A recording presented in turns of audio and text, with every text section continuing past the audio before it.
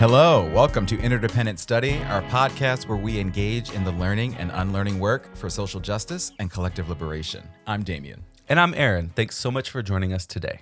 For those new to our podcast, Interdependent Study is meant to be a space and community for folks who believe in and want to do the work of social justice. Each week, we'll bring something new to the table and discuss our thoughts and feelings about it through the lenses of who we are and where we can go for a more just society. We want Interdependent Study to be a space where we're always learning with one another. And Aaron is up this week. What have you brought to the table today? Indeed, I am. All right. I am bringing an article called The Second Assassination of Martin Luther King Jr. Mm-hmm. It's written by Dr. Ibram X. Kendi, was published in The Atlantic back in October, relatively recent. Yeah.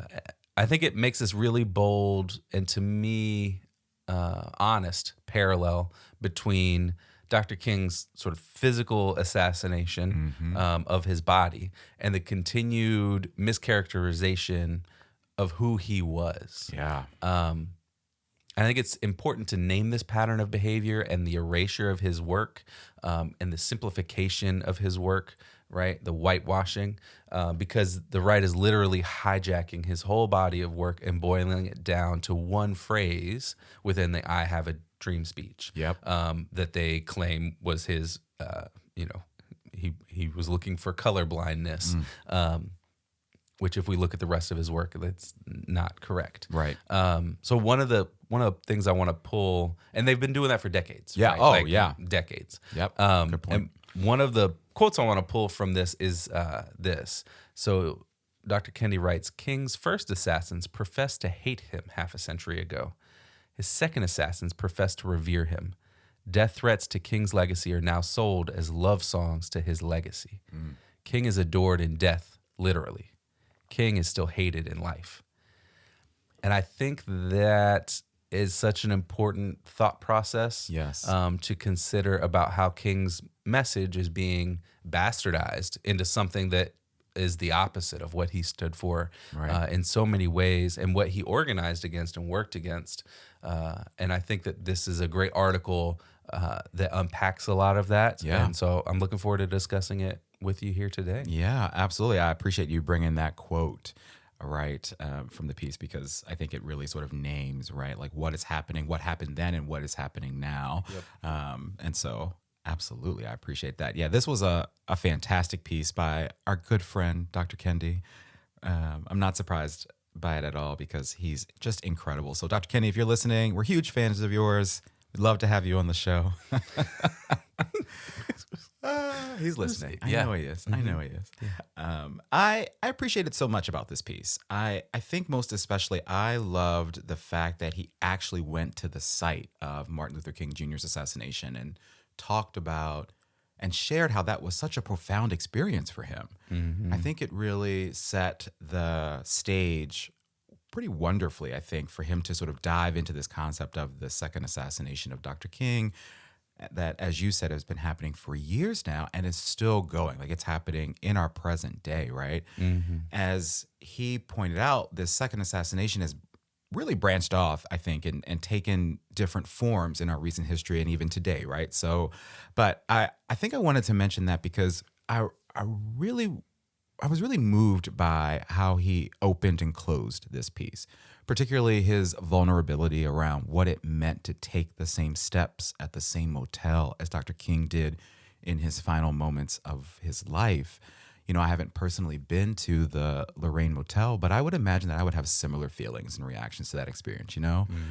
And I think in particular, he talked about having these feelings of grief during his visit to the motel. And over 2 years later, still having feelings of grief as he reflected on all that has happened in this country. And in terms of this second assassination of Dr. King, both in terms of his words and of his legacy, right? That character assassination you referred to, right? And so, I don't know, I just really felt that. And I think he did a great job in showing us what this second assassination has looked like throughout the entire piece. Yeah, definitely. I think sort of connected to that, one of the things that I wanted to pull out from the article is this quote that says, almost a third of Americans polled in April 1968 felt that King himself was to blame for his assassination. They felt that he had, quote, brought it on himself. Yeah.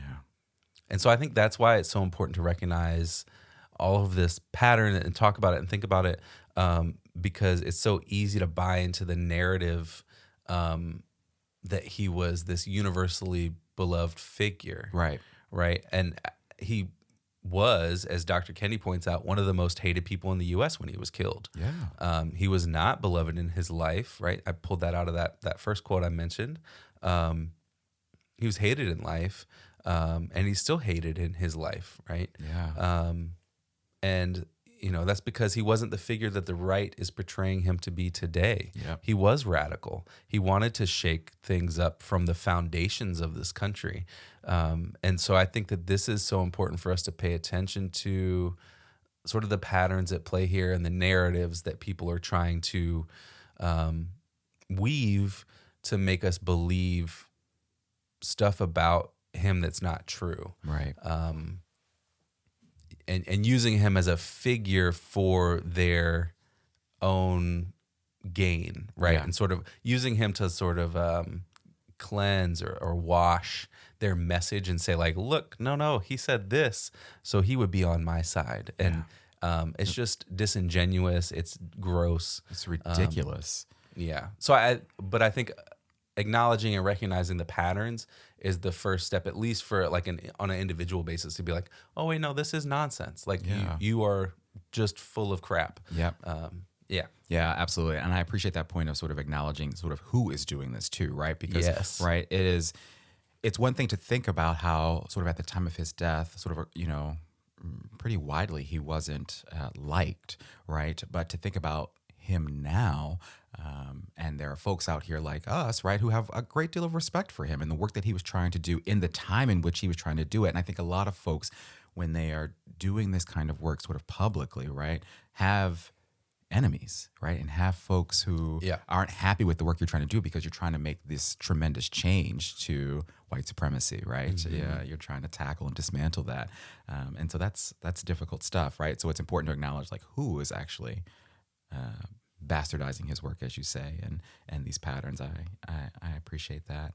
I think sort of connected to that, right, is some of the stuff that Dr. Kendi writes about and his thoughts around the connections between Reagan and Trump. Yeah. And I guess sort of also specifically like Reagan Republicans and Trump Republicans in the context. What? Those are the same thing. They're the same thing. You're right. What? Yeah, you're right.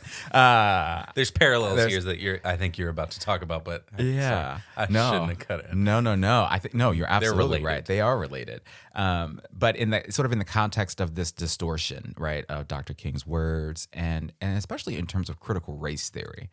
So in thinking about the Reagan era, Dr. Kendi reminded us of the fact that while we first recognized Martin Luther King Jr. Day as a federal holiday under Reagan himself was actively working against the progress being made in the government to combat racial inequities.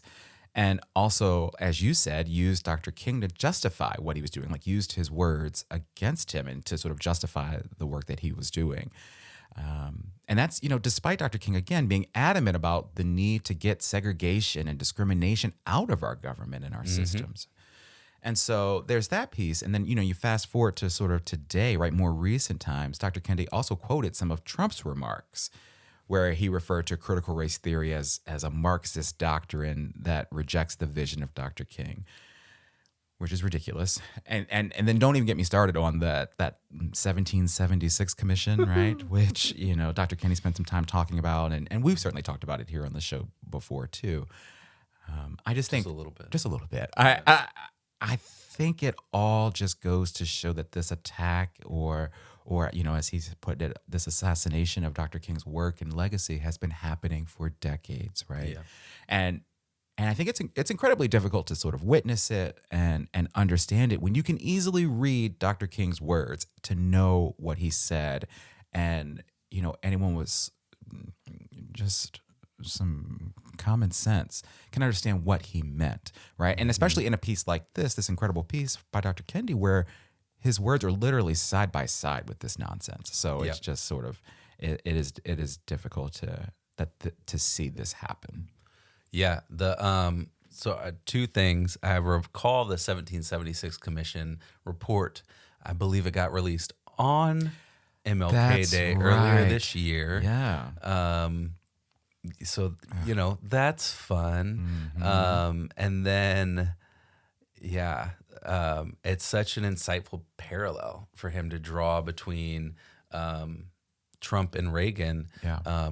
He points out that a lot of the colorblind stuff that the right is spewing now was popularized and amplified by Reagan. Yep. And so, the current day right are all an extension of his legacy. They all look up to him in so many ways. And so there's a through line there, right? And especially you think about like Kevin McCarthy, the House Minority Leader, saying that critical race theory goes against everything Martin Luther King has ever told us. Don't judge us by the color of our skin. And now they're embracing it. And so there's a connection between Reagan and that, right? Because Reagan was arguing for colorblind politics and claiming that that's what Dr. King was also arguing for and fighting for. And it's such a gross mischaracterization, because if you just listen to the rest of that speech alone, you can see like, oh, that's actually not what he's saying at all. So it's bizarre, but you can see that like McCarthy and Reagan and Trump, they're cut from the same cloth. Absolutely. And also you think about that statement from McCarthy, there's so much in it that is othering people, right? Yeah. The rhetorical use of they in the statement, it's using these classic conservative devices of us versus them to sort of reinforce this protectionism that they want to project to their base, to sort of say like, look, we're the ones who are going to save us from them, right? And so there's these little subtle pieces of that happen through the way that they talk in public about all of this stuff too. Oh, that's incredible. Yeah, I didn't think about sort of the othering that's happening there. And it's absolutely true when I see and listen to you talk about that quote in particular from McCarthy. That's happening. That's there. And that's powerful, right? And a tactic in this work that they're doing. So they are brainstorming our children, right? Like that's one of the common brainwashing. What did I say? Brainstorming. Yeah, brainwashing. That's absolutely. Yeah. Wow. Good point. All right. So I think all that's here in this piece and makes this point around this second assassination and how it's happening, right? I think one of the most compelling parts of this piece that brought everything together or brought it all home for me was what Dr. Kendi said toward the end of this piece about what this second assassination is actually about. He acknowledged that it is about Dr. King and directed at him, but it's also about so much more too, right? So I want to share his words here, and this is a bit long, but it is just so good, and I want it out there in the world, in the podcast world. So I'm going to quote here: "The second assassination of King is the latest assassination of history. The war on science, on expertise, on facts, on journalism, on democracy necessitates a concomitant war on history, and the war on history is the war on education, as history is essentially educational. If an anti-racist king can be turned into a colorblind conservator of racism, then anyone and anything from history can be assassinated. Pro-slavery founding fathers can be recast as having been against slavery. Racist Confederate labels can be recast as not racist heroes deserving of monuments in town squares. Assassinating the reality of the past assassinates the reality of the present and creates a new simulated reality. In this simulated reality, critical race theory can be warped into being like Jim Crow. Anti-American insurrectionists who attacked the U.S. Capitol on January 6th can be presented as pro-American patriots. Education can be turned into indoctrination, and indoctrination can be turned into education. Teaching children that there's nothing special about their skin color can be turned into teaching children to hate their skin color. People organizing and writing against racism can be portrayed as race, politics, profiteers." Yeah. And he goes on to say more, but like, I think that's the $1 million quote of this piece, right? That's the central thesis of this. It's troubling that there is this assassination, this character assassination of Dr. King that's happening, but this assassination of our history and revision of both our history and what's happening in our present day, I think is even more troubling. And And that's not one. And that's one of, I think, if not the biggest takeaway from this piece for me that I wanted to highlight, because I think it's so true, and it should give us all some pause and should continue to hopefully light a fire under us in this work. Yeah, it's, the continued distancing from the truth. Yeah. And we're seeing it as Dr. Kendi alluded to in that passage you just read. It's happening in real time with the January 6th insurrection, right? Yeah. Big GOP public figures who I'm guessing are people who were horrified by the events of January 6th and would not align themselves with those folks, are telling us to move on, right? Yeah. Condoleezza Rice is a prime example of this. She said it this week, last week, whenever, recently. Recently, that recently. we need to move on from that. And it's disturbing, right? And they're shifting our attention away from the facts of the case, that people inside of the GOP, inside Congress, were connected to the organizers of these rallies of the insurrection in real ways. Yeah. And we're seeing more reports come out about this, like this past week in Rolling Stone. Yeah. And so this is a common pattern that they're following to spin actual events into something more palatable for themselves that protects them from any kind of accountability. Yeah. And that's a parallel. It's the same for teaching kids the history of segregation or enslavement or the decades of racial terrorism through lynchings and through the Klan. Like, we're sanitizing the stories of the U.S. to make everyone feel a little bit more comfortable and less critical of what it is that we have done and what that means. Yeah. In this article, Dr. Kendi writes, assassinating, as you said, assassinating the reality of the past assassinates the reality of the present and creates a new simulated reality. It's so good. Absolutely. Yeah. Like, we're hiding the family secrets that don't make us look good because they're horrendous things that are incongruent with the things that this country says that it stands for. Yeah, absolutely. Right. And I think we've had this conversation before too, but this idea that why is it so difficult for us to, or why is it such a ridiculous thought for us to take a look at our history and reckon with it, right? Like, we need to, and our children need to reckon with our history so that we don't continue to make these same mistakes again, right? And we've talked about how history has repeated itself time and time again. But it is more powerful for us to take a look at this history, to understand it, and to make things better for all of us, right? Yeah. And I really struggle with the idea that the GOP and folks who sort of believe this in what they're doing. Yeah, Right. definitely. All right, let's talk a little bit about application. All right. I think my application here is the parallels between what Dr. Kendi is saying about how this conservative movement is warping narratives and what we need to do to counteract it. One of the things I think I would have liked to have seen in the piece is some kind of suggestion for what we could do to counteract those things collectively, what we could do to challenge these patterns. I'm not saying that there's an easy answer here that we should have just included in the final paragraph.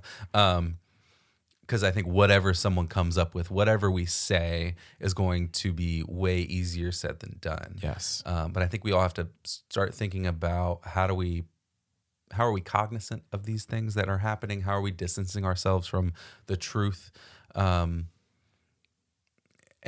push back on it when we see it to get ourselves closer to the truth.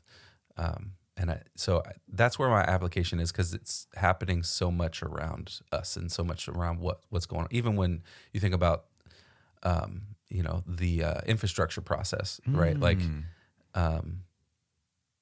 I saw a tweet from Baratunde Thurston the other day that said, news media outlets need to do a better job. It's not that the Democrats can't agree on things in Congress that need to be included in this bill. It's two specific people who are blocking things from happening. Yes. Because they have been bought out by corporations or they have vested interest in coal, right? And so that is a subtle way that pattern is happening, where we're distancing ourselves from the truth, because it's not, 48 other people in the Senate are like, yep, we should do all these things.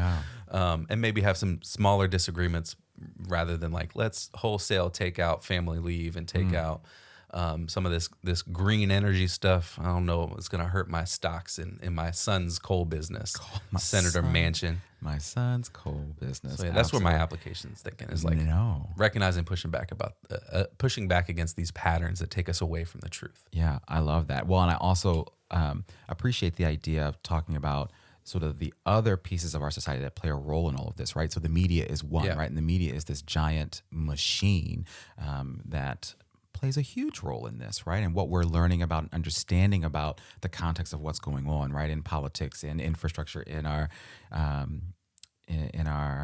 society, right? So I appreciate that. So I love that application. I agree. I think there's so much applicability of what we read in this piece to, I think, many of the things we've talked about on the show, right? And even some conversations you and I have had away from this table that we sit at. But I think some of the most significant application comes in the form of the dire need for us as a society to truly come to terms with and understand what critical race theory is and what it means for us, right? As Dr. Kendi says in this piece, people have to stop distorting what critical race theory is and the good that it can do, particularly around giving us, I think, a way to examine our laws and our systems and how they continue to advance the interests and needs of white people, right? And the power of white supremacy over everyone and everything else. So I think for me, I think the application here is the importance of continuing to consume and embrace critical race theory, its scholarships and ideas, and also the importance of pushing back on critics, especially these conservative lawmakers and politicians and leaders when they try to distort what it actually is. And we're seeing these bans on what they call critical race theory, but actually what that is it's silencing discussions. It's their desire to silence discussions and progress on racism and social justice and history, right? As you just mentioned as well. So yeah, great point. None of this is actually about critical race theory, right? It's about making the people shouting the loudest about it more comfortable because they don't want to acknowledge the atrocities that this country has committed. Man. They want to live in their unyielding patriotism that it cannot be criticized. They do not have space to hold a critical thought that the country has done anything against its own stated values. Yeah, and that, as you said, I love that unyielding patriotism. That challenges that unyielding patriotism. They can't do it. Yeah. All right, let's talk about homework. All right. There's some links in this article that back up some of the arguments that Dr. Kendi makes in this piece. Yeah. Like you mentioned earlier, Reagan using the MLK Day holiday and bringing that into law to undermine racial justice. And then a similar article to this one about Dr. King's legacy and the right watering down his message for their own agenda, like at this time, this is written a few years ago, opposing NFL players taking a knee. So I just want to read a couple of these things that are linked in the article and sort of broaden my own understanding here and perspectives and hear a few other voices about these kind of topics and pieces of history as well. Yeah, that's great homework. I mean, I think we've talked before about some of these articles that we find that have these great links in them, right? And this one was sort of littered with links. And so there's really great resources in it and some additional history that we can learn, right, in context for all of this that we can learn. That is, I think, incredible homework. So I appreciate that. I struggled a little bit thinking about homework. I think what I came up with is interesting. I don't know if that's the right word. I think it's just not. It isn't necessarily truly connected to what we read in this piece. It's more about Dr. Kendi himself, right? I want to explore the Boston University's Center for Anti-Racist Research, where Dr. Kendi serves as the director. I just this morning briefly glanced at their website, and so I want to dig a little bit more into that and see what resources there are that could be helpful to me and to all of us, right? For one, I saw that they have what they call the Racial Data Lab, which is the nation's largest database of racial inequality data in the United States. So that sounds like an incredible resource, and so I want to check that out. And who knows, maybe something that the Center for Anti-Racist Research has done is some good content I can bring to the table in a future episode. Yeah, they seem to be doing some really incredible work around researching anti-racist policies and understanding the impact of racist policies Right. In the country too, right? So yeah, that sounds great. All right, Damien, you are up next time. What are you bringing to the table in our next episode? I am. All right. So I'm bringing a documentary to the table for us for our next episode. It's called My Name is Pauli Murray, and it actually just came out a couple of months ago on Amazon Prime. If you want to check it out with us, I think it came out just back in late September. So it's still relatively new. But as the title suggests, it's all about the life and work and legacy of Pauli Murray, who was a non-binary Black lawyer, activist, priest, poet, and really truly a trailblazer who I think has been largely overlooked in the context of all that they've accomplished and all that they contributed to social justice and the law in our society. Like, they are credited with influencing some really incredible folks like Ruth Bader Ginsburg and Thurgood Marshall, just to name a couple. And I think actually I watched the trailer. RBG is featured in the film talking about Pauli Murray. And so I want us to watch this and learn a bit more about Pauli Murray, because this is definitely the first time I've heard the name Pauli Murray, and which I'm sure may be the case for a lot of folks. And so I think we should watch this and talk about this film and all that Pauli Murray has accomplished next week. It sounds like an amazing story that's been sort of hidden from history or hidden in history. Yeah. So I'm looking forward to learning more about that right here next week. Right. All right. Well, we want to thank you for joining us today and for listening to Interdependent Study. You know what I'm going to ask you to do here, but in case you forgot, please follow, leave a rating and review, share our podcast with the people in your life. Follow us on social media, sign up for our email list to get notified about any new things we have going on behind the scenes. Yes. Thank you so much for listening. And remember, it's not about us, but it is about us. We'll talk to you next week.